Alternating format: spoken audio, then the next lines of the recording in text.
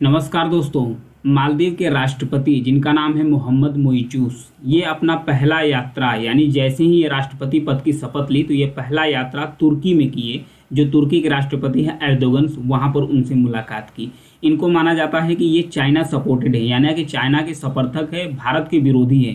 तो इन पर यह दाग न लग जाए कि यह चाइना सपोर्टेड है, तो चाइना की जगह इन्होंने तुर्की को चुना है और भारत का दौरा इन्होंने नहीं किया है। तो भारत के साथ इनका इतना तकरार क्यों है, तो जानेंगे इसको डिटेल से।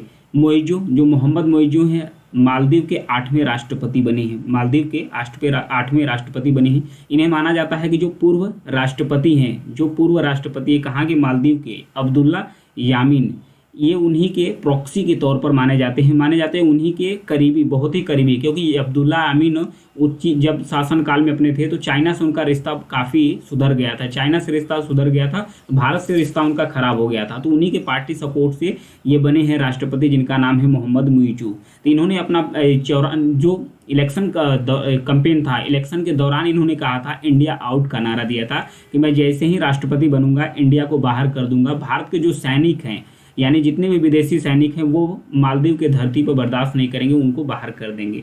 जानकारी के लिए बता दूं कि 70 भारतीय सैनिक इस समय मालदीव में मौजूद हैं।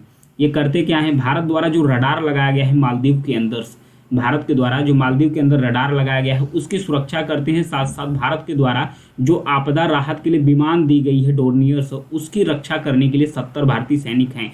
हालांकि जो मालदीव के राष्ट्रपति बने हैं ये कह रहे हैं कि नहीं, अब मैं इसे धीरे धीरे फेज आउट यानी बाहर करना शुरू कर दूंगा। जैसे ही इन्होंने अपनी पहली यात्रा के लिए तुर्की यानी टर्की को चुना, वैसे ही इनकी जो भारत विरोधी छवि है ये तुरंत उभर कर सामने आ गई। हालांकि जो यूएई था, यूएई में COP 28 हुआ था। COP मतलब कॉन्फ्रेंस ऑफ पार्टी का 28वां सम्मेलन हुआ था। कहाँ पर, यूएई यानी यूनाइटेड अरब अमीरात, संयुक्त अरब अमीरात में हुआ था COP 28। वहाँ पर भारत के जो प्रधानमंत्री उससे मुलाकात हुई, मालदीव के जो नए राष्ट्रपति बने हैं मोहम्मद मुइज़।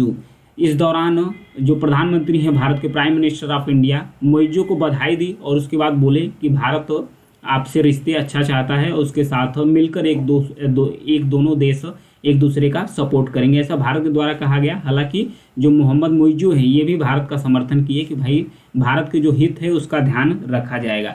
तो आइए यूएई में देखते हैं, जहां पर कॉन्फ्रेंस ऑफ पार्टी हुई थी 28। इस बार जो COP 28 है इसकी अध्यक्षता किसके द्वारा किया जा रहा है, यूएई का। इसका लोकेशन देख लेते हैं, ये है यूएई। यहाँ पर देखिए, एक तरफ है इसके गल्फ ऑफ ओमान है, दूसरी तरफ है गल्फ, पर्शियन गल्फ। दोनों को कनेक्ट करता है एक जलसंधि है जिसे स्ट्रेट ऑफ होर्मुज जलसंधि बोलते हैं।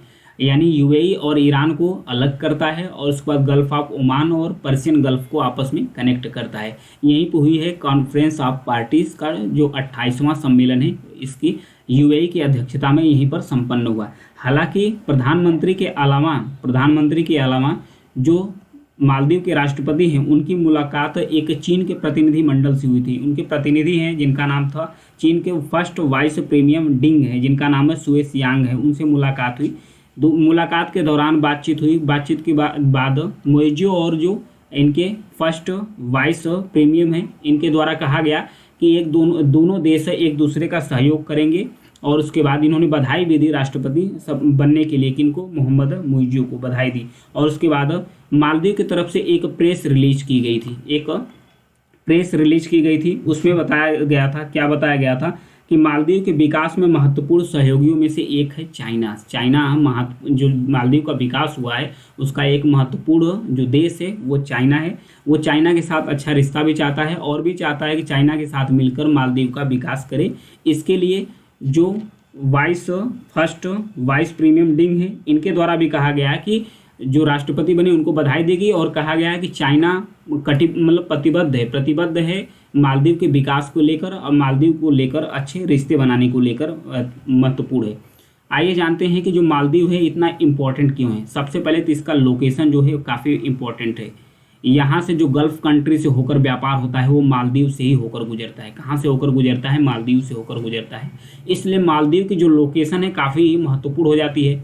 उसके साथ साथ जो पर्यटन स्थल है, जो एक टूरिज्म पर्यटन स्थल है मालदीव, उसके साथ साथ जो मालदीव है काफ़ी रणनीतिक स्थान रखता है। अगर भारत जो मालदीव है, मालदीव के पास अगर भारत की उपस्थिति होती है तो अगर मालदीव से भारत पूरे हिंद महासागर पर नज़र रख सकता है। वहीं चाइना भी चाहता है कि मालदीव पर वहाँ उसकी उपस्थिति दर्ज हो, जिसके कारण चाइना भी पूरे हिंद महासागर के साथ साथ इंडिया पर भी नज़र रख सके। इसीलिए चाइना बार बार इस पर नज़र डालता है। हिंद महासागर में जो उसका लोकेशन है काफ़ी महत्वपूर्ण है। उसके साथ साथ 2016 में, सन 2016 में मालदीव ने चीन को एक अपना द्वीप दे दिया था, एक अपना छोटा सा द्वीप मालदीव दे दिया था। किसको?